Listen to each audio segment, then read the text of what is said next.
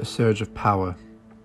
Artist Mark Quinn has erected a sculpture of Black Lives Matter protester Jen Reed on a plinth in Bristol where the statue of the slave trader stood before it was torn down.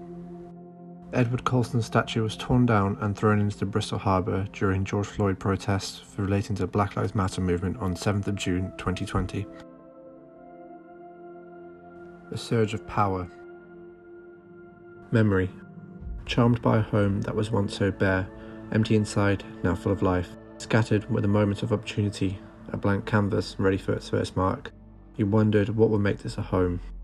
It would be the finer details, filled with existing and eloquent charm, door telling 100 tales with each opening. A gaze from the window that opened a gate into the world outside, but these moments we seek so much have already passed. Alas, this is a home in which we still dream, a chance to meet nostalgia. Mythology. The Palace of Westminster has been a centre of power for over 900 years. It has withstood the test of time, war, and leaders. It is a symbol of this great nation, a vehicle of democracy, enriched with history and elegance. In modern times, it is still at the centre of debate.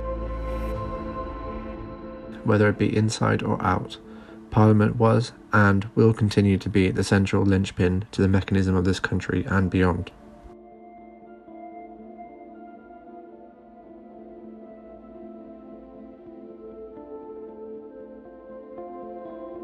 Parliament Square is a public square which hosts 12 intentional monuments in remembrance of statesmen and nobility. The square, however, is an unintentional monument, a place of protest and demonstrations of monumentalising Parliament Square. 1. Distinction between existing and intentional monuments and the square itself. 2. Combination, bringing the intentional and the unintentional together. 3. Redistribution, bridging the old with the new in terms of monuments.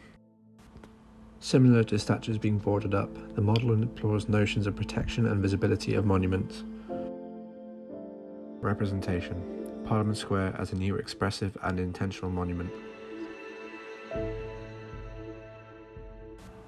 A new intentional monument is made, one that is central to the square, but is also a representation of the modern world.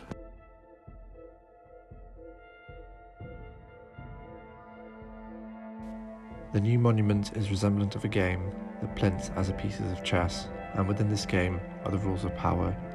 It questions the role of a monument on a variety of scales, revealing architectural imprints, whilst manipulating social perceptions as well as political ones, invoking memory, yet establishing legacy. Do we follow these rules, or do we bend them?